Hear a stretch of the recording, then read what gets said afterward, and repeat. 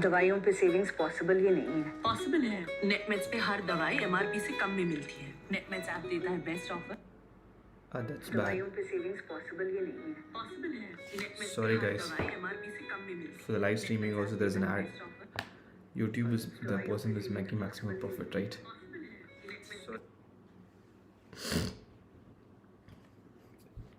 Okay, welcome back guys. So today we'll be discussing about the questions which came in AIIMS May 2018, right? So good evening everyone. So we are going in a series of AIIMS revision. If you missed the previous sessions, we have discussed about the latest last initiative which happened. You can go through the pathology section in Unacademy YouTube channel. You will see the last initiative and AIIMS backwards we are going. So maybe with this we'll stop with AIIMS and further we'll be going with maybe GMR or PGML in upcoming sessions. Fine? Clear? Okay. So let's start. So the routine thing, we have few plus subscriptions, iconic subscriptions, limited time offer. Tomorrow is a test. Okay, do attend at 8 p.m. It will be helpful for you guys, and we will be discussing all the questions which is being asked in the MedMind scholarship test in the special class in the Unacademy app. Fine. It's everything is pathology based, 50 slides, and it should be easy for you guys. And you have few batches. You can use any code, whatever you have. If you don't have any code, you can use Pathocubs. Fine. Okay. So we are going to discuss about AIIMS May 2018. The ideal thing that you need not read everything from the past 10 years, right? That's not required. 3 years, maximum 3 years, it will be more than enough because the pattern keep changing so that the older question becomes obsolete over the period of time. Fine. So let's see the first question. Identify the below cell which is positive for toluidine blue stain. Okay. We have a cell which has been marked here, and the question is asked is what is the cell, and it's a toluidine blue stain, right? We have a cell which is marked here.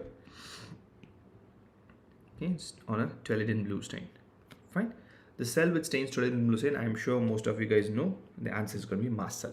Okay, mast cell is nothing but the tissue component of basophil, right? Basophil in blood, and these are mast cell and nothing but the tissue component of basophil. See, mast cells over the I have both normal staining pattern and also we have IHCs. The IHCs are primarily useful for abnormal mast cells. I don't use an IHC for a normal mast cells. When I have a disease called as mastocytosis, it's a neoplastic mast cell, I'm going to do it. Fine. Don't worry, Anurag.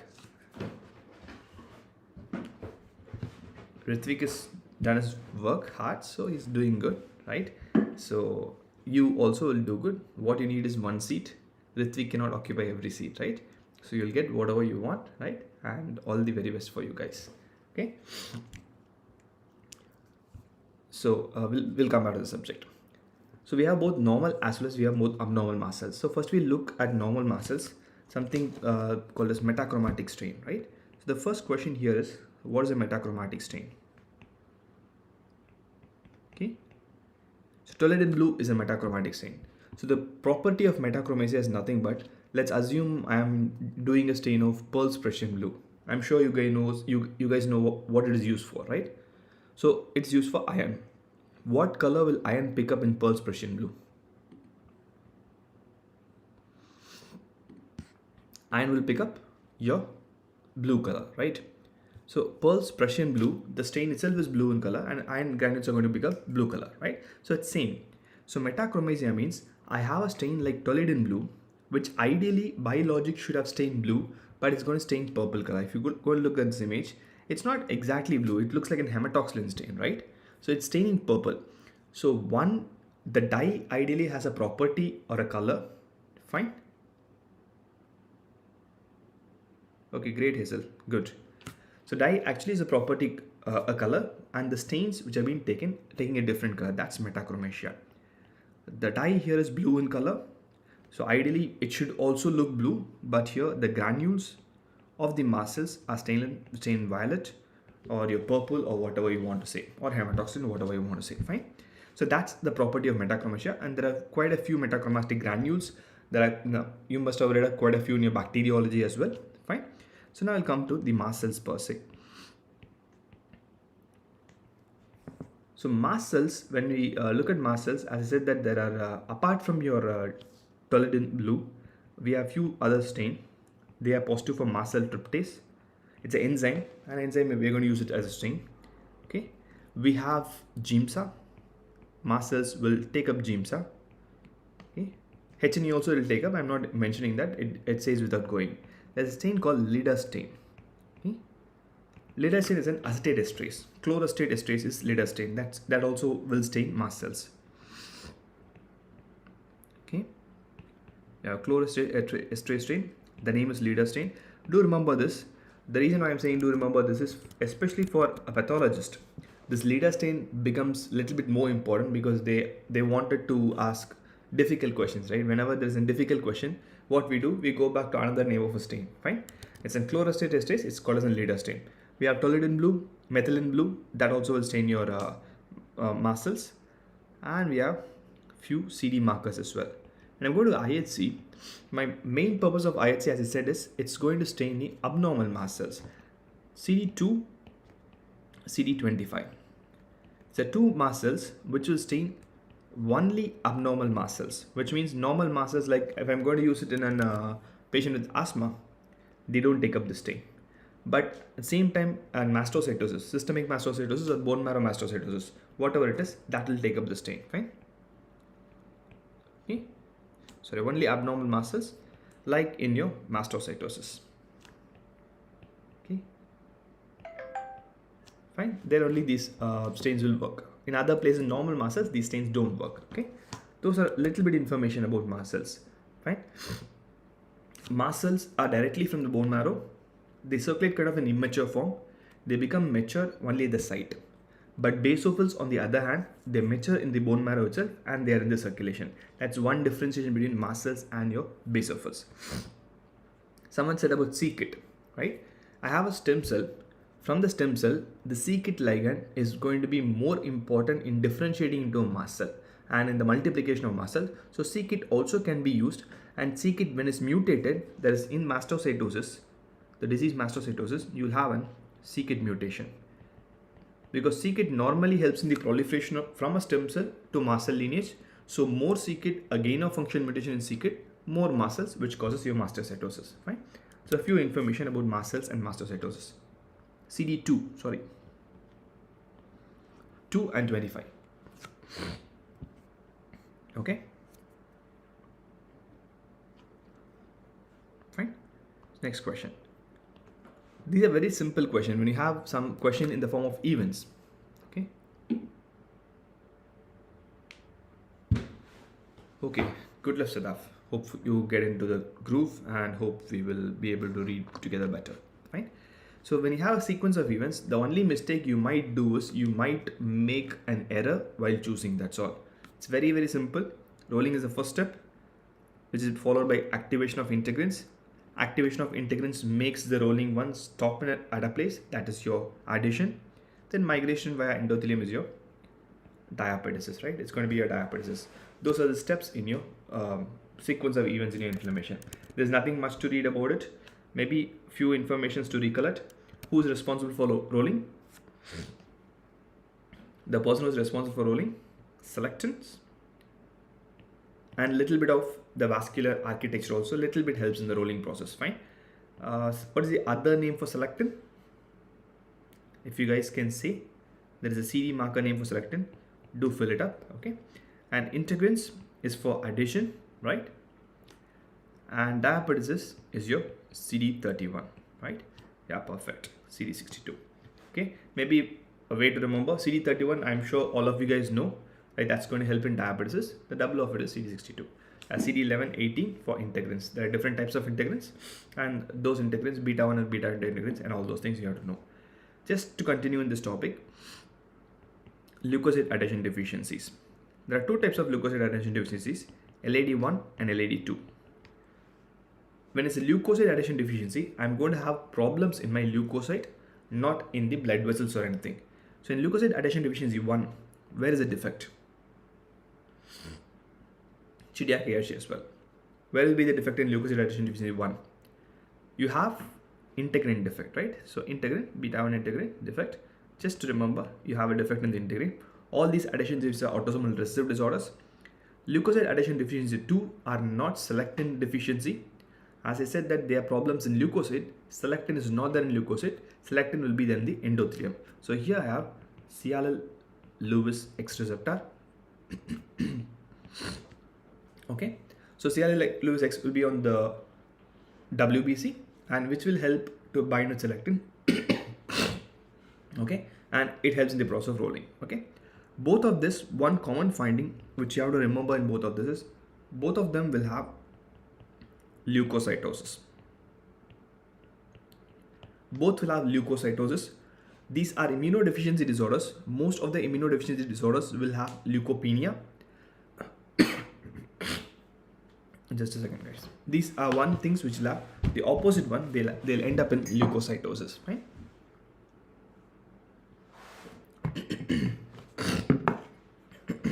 Okay. And someone asked about Chidiakigashi.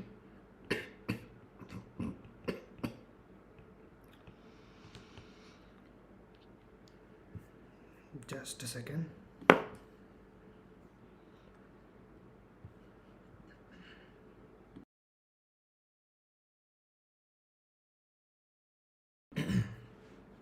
Okay.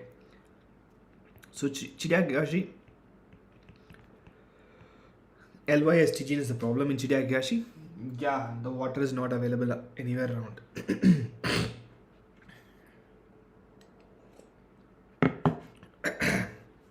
Okay. Here the problem for me is my defective phagolysosome formation, right? There's a defect in phagolysosome formation. Because of that, I'm not able to engulf anything and the bacteria keep on proliferating, which destroys the WBC, which causes leukopenia. Here leuko, or you have, classically you'll have neutropenia. And obviously the diagnostic finding for all of this is going to be your microscopy. You'll have very, very, very prominent granules, right? You'll have prominent granules in microscopy. Okay. Peripheral neuropathy and your albinism, all of them are the secondary findings because your all this LYST gene is a lysosomal transporter. It helps in the migration of your Schwann cells, which causes your peripheral neuropathy. And thrombocytopenia, because my platelet also has to change in morphology. For that also LYST gene is involved. Albinism, again, it's neuromigration, right? Neural crystals migrate into my skin. For that migration also I require LYST gene. So albinism also will be one of the diagnostic clue. Fine. Okay. I like this disease for two reasons. This is one of the first fancy disease which I diagnosed in my MD career. I have seen prominent granules. I didn't know it was Chidiakigashi. I told my professor I am seeing something abnormal here, and he only told it's Chidiakigashi, and I personally posted on this. Second reason I like this is I always say this that one of my favorite students, she's a FMG student from Bishkek. Sonal, her name is. So she's my favorite student all time till now. For the only reason, it's not that she cleared the exam in first attempt. That's not the main goal at all. She diagnosed a case of Chidiakigashi syndrome. Not in a hospital, in a metro train. Okay, that's what differentiates you from the others. See, all of us read, all of us will clear the exam, all of you are going to do MD. The observation skill you have to develop over the period of time. Fine. I did my MD from Jibma. Okay. You have to get the observation over the period of time. When you have the observation skill, that's what makes you very, very important. I've read all of it. I'm going to observe. Okay, I'm going to keenly watch. I'm going to look at the surroundings. If there's something abnormal, I'm going to pick it up and I'm going to help in diagnosis. Fine. That's what makes you the best. There are few soft skills. One of my professor used to say in MBBS that neurology cases, all the neurology cases which comes to the OPD should be diagnosed from the way the patient walks from the door till before he sits. I don't know whether it's possible or it was an exaggeration, right? I didn't read neurology much, right? So that's observation. That observation comes from experience. And observation for her coming at the age of 22, 23 is amazing. Hope she continues the same observation skill, keeps reading, and becomes a greater person. Fine. You go to the next question. Okay, this was one more question which came as well. See, not always electron microscopic image comes apart from your renal. Other places, electron microscopy is a bit rare. Maybe once in 2 years or 3 years, you will get one electron microscopy pops up. Just because one electron microscopy pops up, don't go search Google for every electron microscopy, right? That's not required. Yeah, Hazel, we'll talk about that later. Fine. So this electron microscopy, one thing I can see is, I can see something in an enclosed space with multiple tiny dots. So these are some granules are there. That's what I can make it out. I cannot make it out anything other than that here. I don't know what it is. No one is going to know what it is, right? I'm having some granules there, okay? So when I have few granules, so just it should be secretory granules. Most these are granules inside a cell, supposedly. So these granules are going to secrete something. That's the basic information which we have. So with that information, if I fill, these could be your neurotransmitter, neurosecretory granules and your neurotransmitter. Again, I'm saying that please do not go into any of this into depth because it's not useful for diagnosis, not useful for patient management. Okay, this question has come in May AIIMS. If this same picture gets repeated in future, you should not make a mistake. That's the only goal. Renal, yes, I need electron microscopy, and few other places I might require electron microscopy. That alone we'll read. More than that, electron microscopy, you need not go into the depth of it. Fine. Okay, so I'm just skipping that as well. Okay, one more question. This question, I'm sure the recall is correct, because if the recall is correct, answer will change. If the recall is wrong, it will be a routine DIC question. Fine. The question is asking about which of the following tells best about bleeding. It's not about DIC. It's about bleeding in DIC. If the bleeding is not there, which of the following investigation tells the best about the diagnosis of DIC? Obviously, you guys will go with fibrin degradation products or D-dimer, right? If it is just DIC, I'm going to go to either FDP or D-dimer, right? Since it is bleeding in DIC, bleeding is totally different. The most important cause of bleeding, like you guys says, is decrease in fibrinogen. Fibrin degradation products doesn't cause bleeding because fibrin degradation products is a product of fibrinolysis, which is after the clot formation, right? So only when fibrinogen reduces, I'm not able to form a clot. That's what increases bleeding, okay? So read the question carefully. Most of the time you might miss this, oversee it, look at DIC and take increase FDP and come, because you guys are made that FDP is there always. DIC, don't leave bleeding. Bleeding in DIC is a different option. DIC is a different option. Answer will be totally different, okay? So generally, see, most of the problem with you guys will come only in this. Almost, see, there are few outliers. I'm okay with that. Like 100%, 90% very genius, inborn talent, prodigy, leave them. 10 people will be there in the country, leave them. Rest all of you read almost the same. What differentiates you is stress. In stress, you will miss some questions, you will miss some key points in the questions that will make sure you lose the complete answer as well. You have to handle stress in a better way. We'll see in future how to handle stress in a better way, okay? Mucin. So the question on mucin came consecutively in 2 exams. That's the reason that we always insist that please read at least the last paper recalls. Last paper also had a question on mucin where the answer was PAS. Next paper, this paper, the question on mucin is not exactly mucin. They have slightly twisted the question, acid mucin. When they go to acid mucin, answer becomes Alcian blue, right? So something related to the topic is required for us so that we might get write the answers in future questions, something related to that, right? PTH, okay. We'll look at PTH as well, Kush. Fine. First, we'll look at mucin stains. There are different types of mucin. We have acid mucin, which means we are going to have other mucins like neutral mucin is there. Okay. We have acid mesenchymal mucin, acid stromal mucin, acid connective tissue mucin, sulfated mucin, non-sulfated mucin. Fine.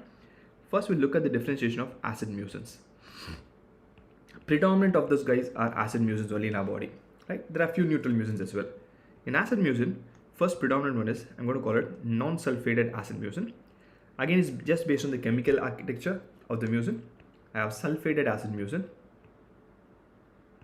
okay, and we have acid mucin in your connective tissue. Like keratin sulfate is also has mucin in it. Chondroitin sulfate also has mucin in it, right? So you have your acid mucin in connective tissue. Okay, those are also mucins, types of acid mucins. Okay, each one of them will have different locations. Like I'll see non-sulfated mucin in one location, sulfated mucin in one location, and obviously connective tissue mucin in connective tissues. Okay, first you look at non-sulfated mucin. Non-sulfated mucin are seen in gallbladder mucosa, right? Both in benign as well as in malignancy, and also in intestinal metaplasia. The older term, intestinal metaplasia, that's what someone said, the Barrett's esophagus, right? So the pathology of Barrett's esophagus. So non-sulfated mucins are positive for PAS as well as Alcian blue. If you want to know the pH, 2.5. For undergraduate, I don't expect them to know the pH. If you know the pH, great. Okay, so this is normal findings, and these are the stains which will stain the acid non-sulfated mucin. In other words, if I have to ask a question, Barrett's esophagus will be positive both for PAS as well as Alcian blue at pH of 2.5. Okay, then you go to sulfated acid mucins. So sulfated acid mucins are found in predominant of the adenocarcinomas, other adenocarcinomas. Let's say an intestinal adenocarcinoma, right? It's seen in predominant of the adenocarcinomas. Okay, these will be positive for PAS as well as they are going to be positive for Alcian blue. I'm writing AB for Alcian blue at pH of 1. Okay, pH. So first year question on mucin came, PAS was the answer. Second year the question on acid mucin came. So if at all examiner is looking at the previous question and he wants to modify one, the next is your pH, because that's the only one left which has not been asked. So we are okay with the pH. If we learn the pH, future questions also will be able to attend, right? The next we will go to the acid mucin in your connective tissues. Acid mucin in connective tissues are there in the stroma of the connective tissues, your stroma of the bone, your chondroitin sulfate, your keratin sulfate. All of them also have mucins, in tiny amount of mucins there, fine. So this connective tissue mucins are not positive for PAS. They are positive only for Alcian blue. They are PAS negative. They are Alcian blue positive. Again, pH changes, pH of 0.5. Okay, pH of 0.5, and they're going to change as well. There's one more type of acid mucin. We call it acid simple mesenchymal mucin. They're not complex, they are simple. Again, mesenchymal mucin. You see them in some sarcomas. Tell me, recently in one of the classes we discussed about this as well. Tell me any sarcoma with mucin component. I'm sure you guys know about it. Tell me any sarcoma with mucin-like or mucin-like component. Perfect, myxoid liposarcoma. Myxoid is a background. In the background, I'm going to have mucinous material, right? So that sarcoma can have mucin. Myxoid chondrosarcoma, perfect. All those sarcomas will have mucin-like component, so those also can be stained. When I'm going to go for acid simple mucin in the mesenchymal sarcomas, any soft tissue sarcomas, again, these are also positive for Alcian blue at pH 2.5, and a little bit more as well. We'll stop with Alcian blue, that will be more than enough for us. So when you look at this, all these are acid mucins. The question was asked on acid mucin. Our confusion is whether to go to PAS or Alcian blue. So if you look at this and this is positive for PAS, but here it's PAS negative. This also is PAS negative.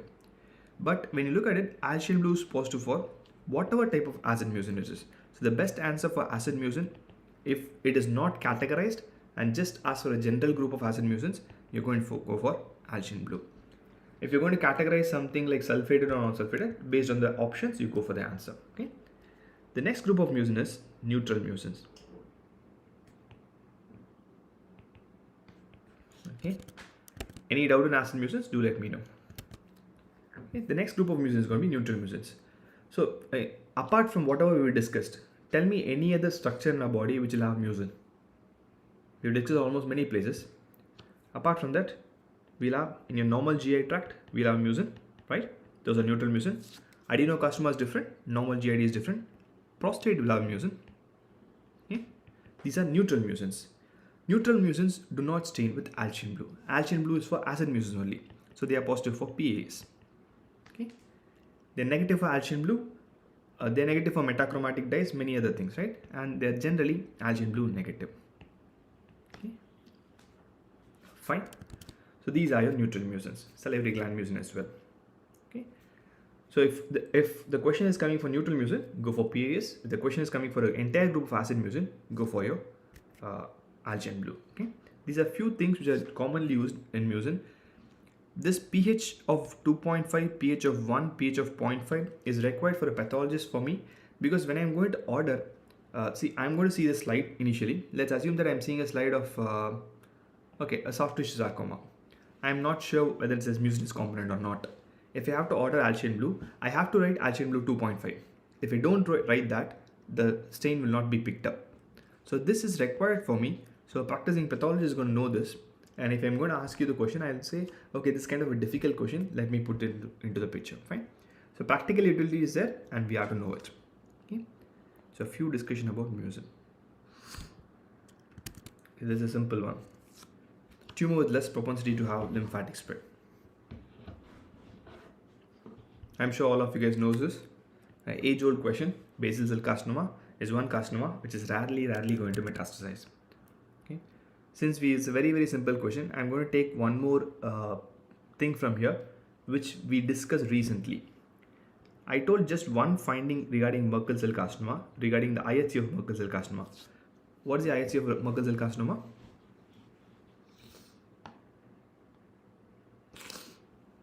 I'll come to it, Kush. What's IHC for Merkel cell carcinoma? Right? We read this CK20, right? Perfect. You'll have we saw the CK7 CK20 differentiation, right? You'll have CK20 positivity dot like.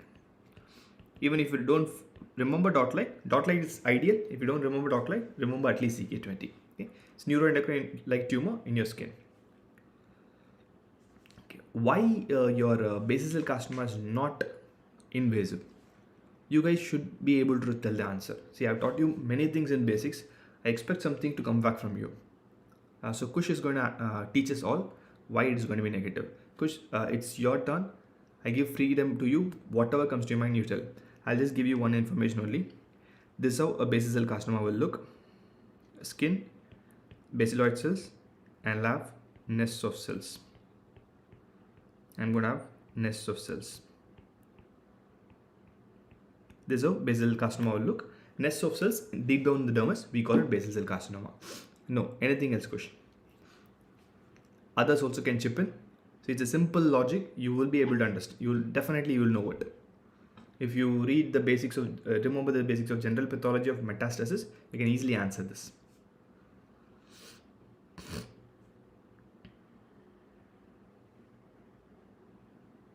Any guesses?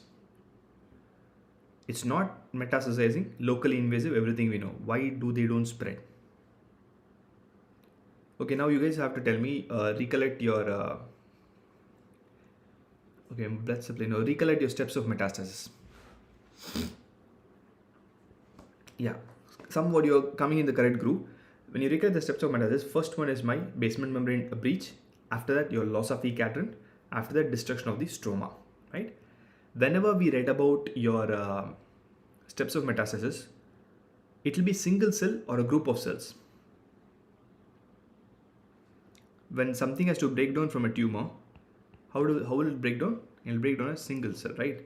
My E cadherin should be lost. It will break down a single cell, and the single cell keeps on going, right? But when you look at this nests of cells will have a perfectly bound collagenous membrane around it. So they don't break apart easily. So they invade like nest. They are nest-like invasion. So when you have nest-like invasion, they cannot go like a single cell. When they don't go like a single cell, when E cadherin is not there, when they don't come outside, they cannot go and stimulate a matrix metalloproteinase.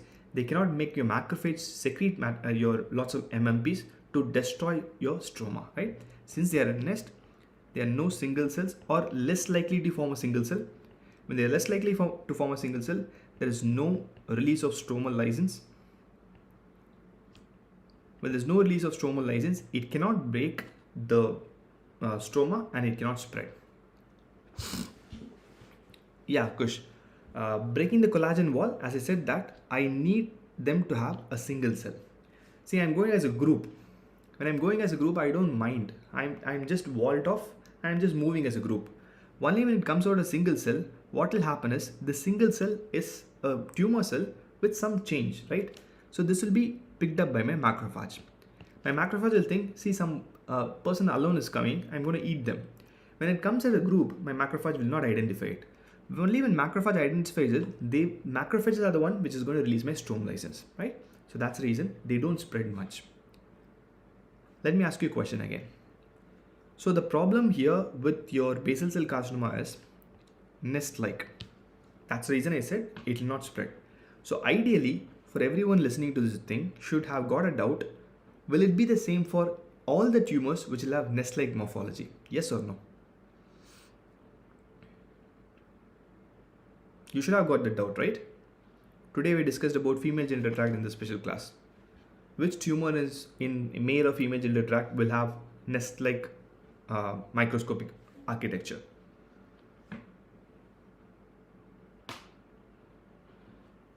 You should have got a doubt. See, doubt is what is going to make you better. More than Brenner, anything else? More than Brenner, Waltard? Seminomas, right? I'm not taking Brenner into account for the only reason most of the Brenners are benign. Only little bit of Brenners is malignancy. So only I'm disregarding that. Brenner also, but predominant of them are Brenner. So seminoma, dysgeminoma is malignant, but they are again walled off. The thing is, I'm taking a testis. Okay, let's assume it's a testis where I'm having a tumor cell here, tumor nest here. I'm having here rich collagen. One thing which is different from seminoma as well as basal cell carcinoma is you will have lymphocytes in the stroma.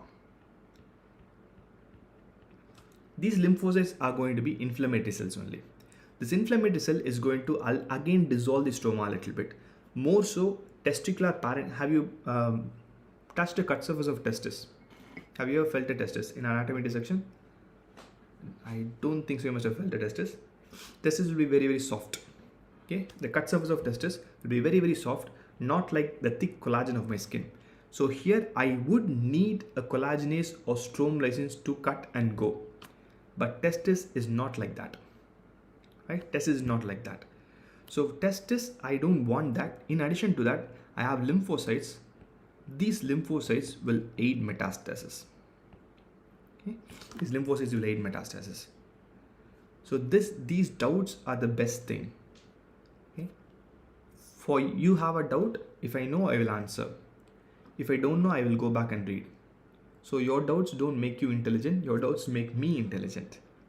So next time when you have a doubt, when you go into MD, not during entrance preparation, when you go into MD, when you have a doubt, always go back to basic science, anatomy, physiology, biochemistry. Then go to a better book and read. Keep having doubts and just you yourself solve your doubts. If you're not understanding it, ask your senior. Your senior will scold you for sure.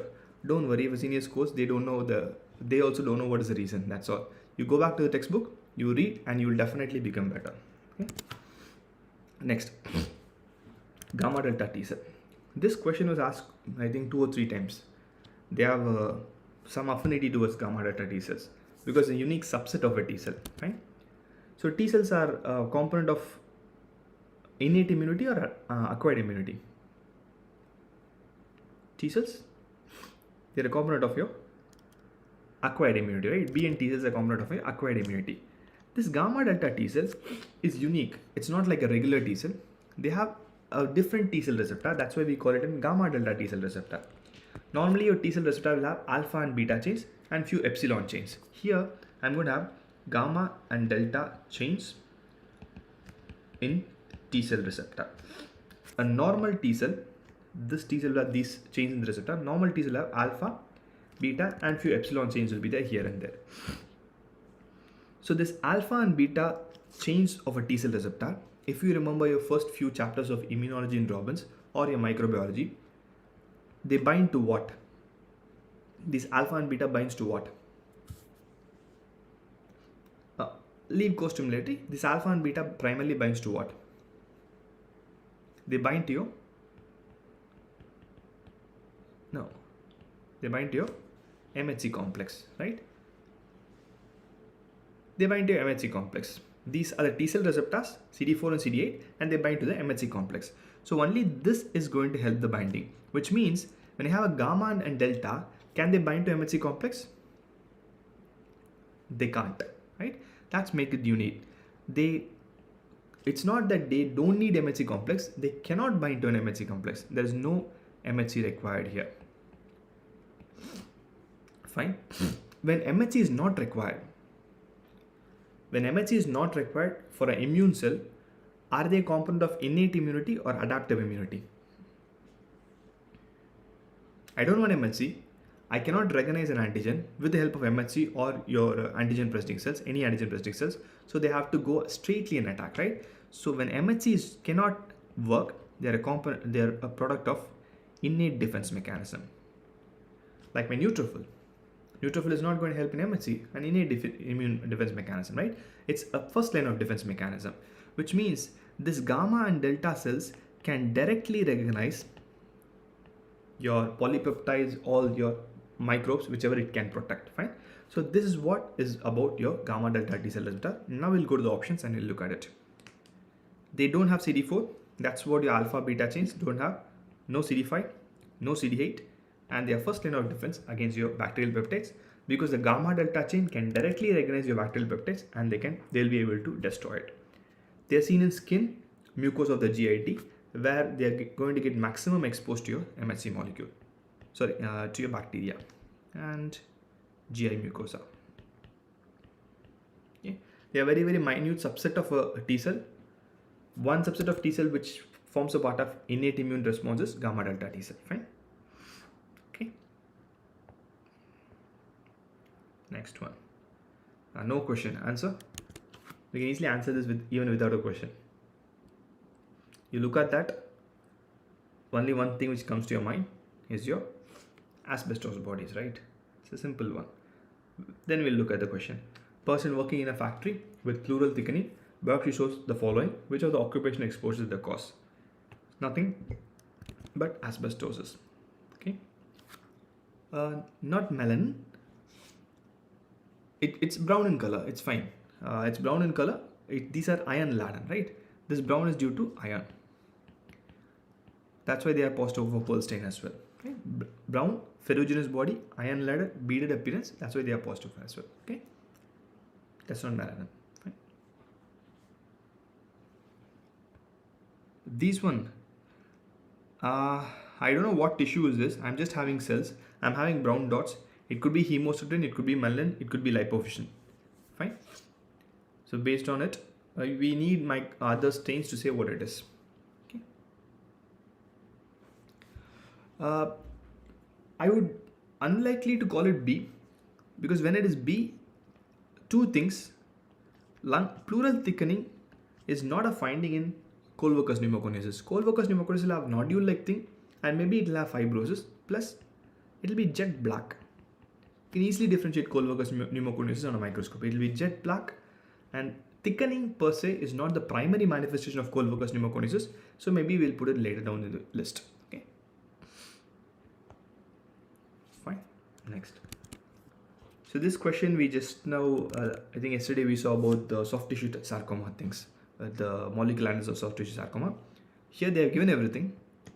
They have given its Ewing sarcoma, biopsy, small round blue cells, everything is given. They know that I have to look at this.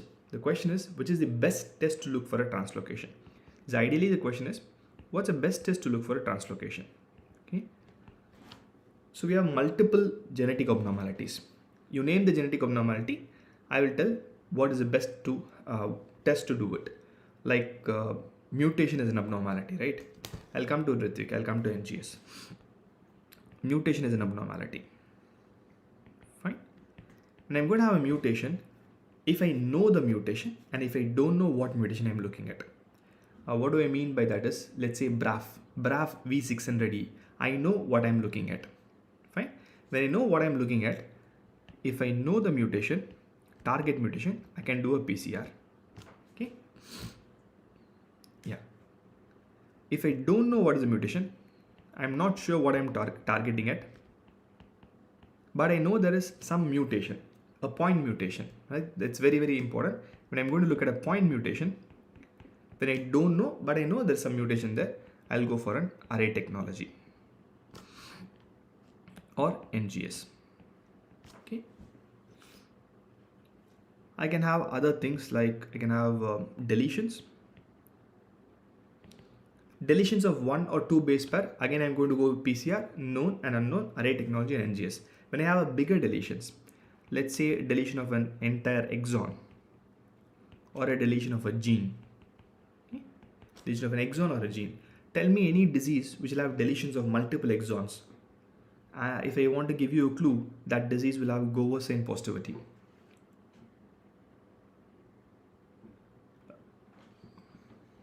I'll come to your question, Ritvik. Which disease? Goversen positive? Goversen positive? DMD, right? Duchenne's muscular dystrophy. We have multiple exonic deletions in your dystrophin gene, right? So when you have multiple exon deletion or an entire dystrophin gene getting deleted, I'm going to go for MLPA.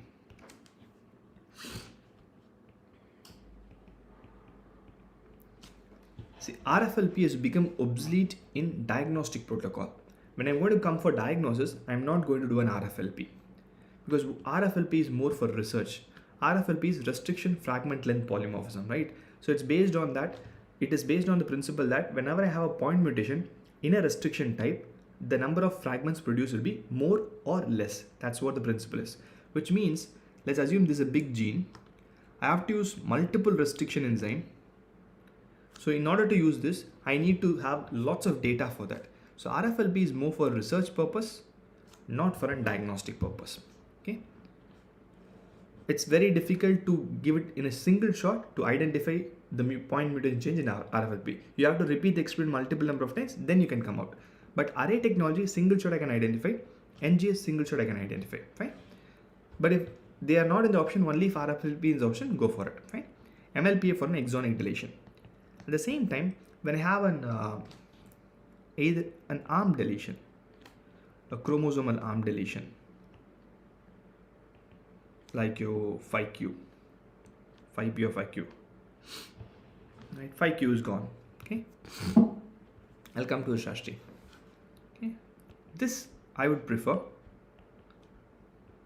karyotyping or fish. Okay, here again, what to choose, karyotyping or fish?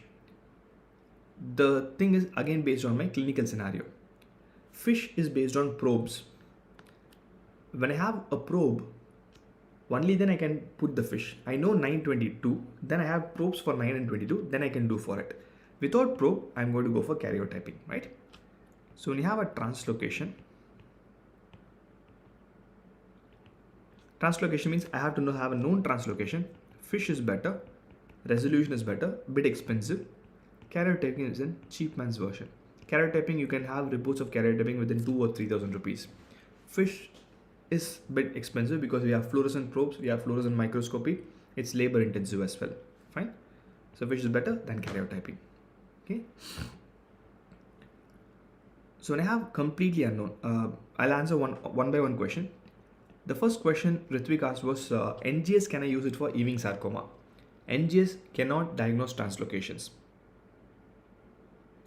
NGS can never ever diagnose translocations. NGS cannot even diagnose deletions. NGS can diagnose point mutations, right? NGS for translocations is not useful. That's the intrinsic problem with next generation sequencing, because next generation sequencing is an algorithm. When I have like translocated gene, I'll explain once we understand NGS. NGS, next generation sequencing, translocation, it's not possible to pick it up on NGS. So if it's Ewing sarcoma, I'm going to look for translocation. I'm going to go for your fish only. Okay. NGS is next generation sequencing. Okay. NGS will be the best one for unknown changes. Any unknown genetic changes, the best one to do is NGS. NGS is the best one for single gene sequencing. If I have to sequence a single gene, NGS is the best one. Actually, NGS is the investigation of choice for cystic fibrosis. Your sweat chloride has gone back. Everything has gone back. NGS is the diagnostic test for cystic fibrosis. Your nasal potential difference is not at all there. Only NGS, right? You're going to do a gene sequencing which is based on NGS. Okay. Robertsonian translocation, again I'm going to go for an fish only. Okay. For any translocation, I'm going to go for that. Ritik, okay. See, that was I think it is an old MCQ which is asked contaminated tumor environment, which is better, pyrosequencing or NGS. If I have to go theoretically, I'd go for a pyrosequencing. But in a lab, pyrosequencing is not there. It's only for research diagnostic methods. In a practically applicable lab, I'm definitely going to go for NGS. If in an option, in an exam, if pyrosequencing is given, I presume that the examiner wants that as an answer, so I go for that. That's all. But in all practical purposes, we are going to go for NGS only. Okay. MCQ, it's totally based on the examiner. I would prefer NGS still because pyrosequencing, one, its utility value is less. See, when I have a test like pyrosequencing, only contaminated tumor environment. NGS, everything in addition to contaminated tumor environment. So what I'll prefer? I'll definitely prefer an NGS, right? I cannot just have one machine which I will get a sample once in a year and spend some 50 lakhs to a crore for that machine, right? So practically it's not possible. Okay. So a few genetic tests, translocations, everything, and what in investigation we are going to look for. Okay. Next question, maybe the last one. A 5-year-old child with proptosis, a small round blue cell tumor with Desmin positivity, and your diagnosis. This question is totally based on this.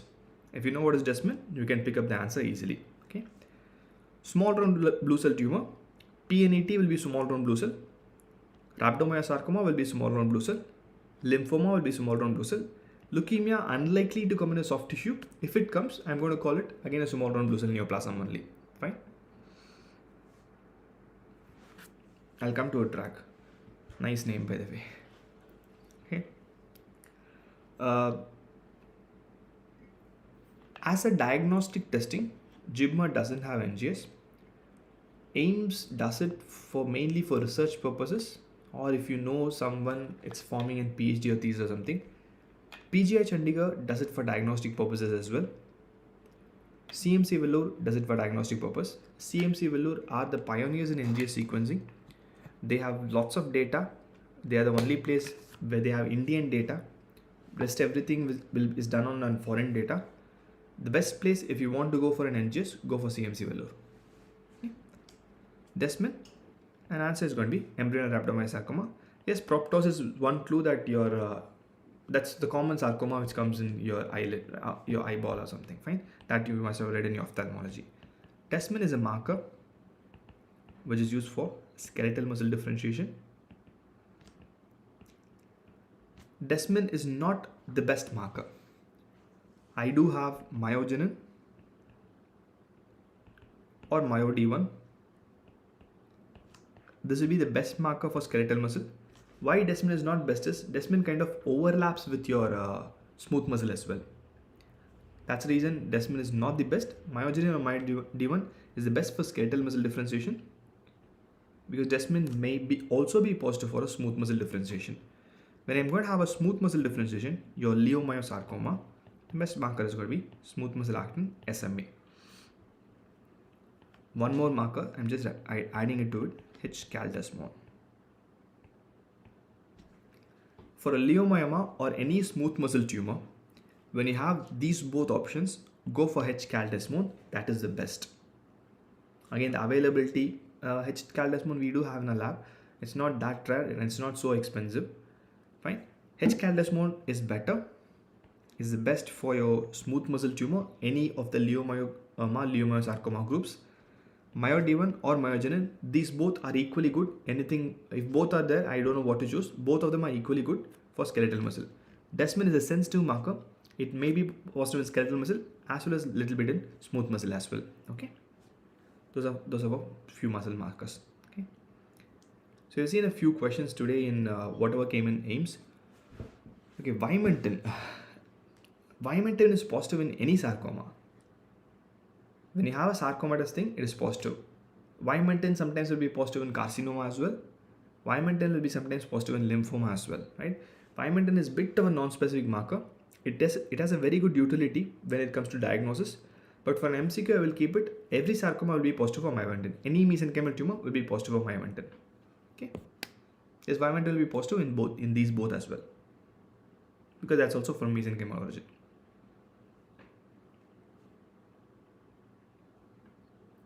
Okay. Fine. Great. So we've seen a few questions in May 2018. In the next class, tomorrow we'll just discuss. It's a Saturday night out, so we're not going to read. We'll just discuss about how to best utilize your time, because this is what I put on short YouTube shorts on Pomodoro technique. I'm totally against this technique, especially for guys of your age, my age group. It is never ever going to be useful. We'll see why Pomodoro is going to be a big failure for us, and we'll see what is the best thing we can do it as well. Fine. Abu Bakr, I don't know how to get a PDF of this. I would prefer you to write. Faintest ink is stronger than the strongest memory. I always believe the same. Right? I always believe in that. Any class of mine, I don't mind sharing a PDF, but I'm sure that PDF will be in your laptop or in your mobile phone.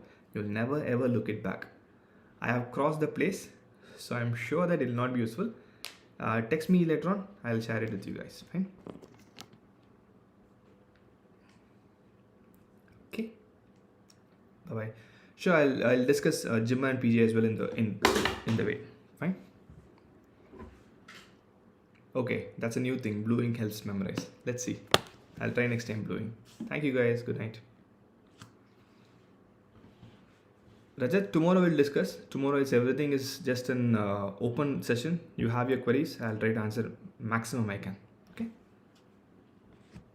FMG has an advantage in NEET PG. We'll discuss it tomorrow. See you guys. Bye. Good night. I'll update it in the Telegram group.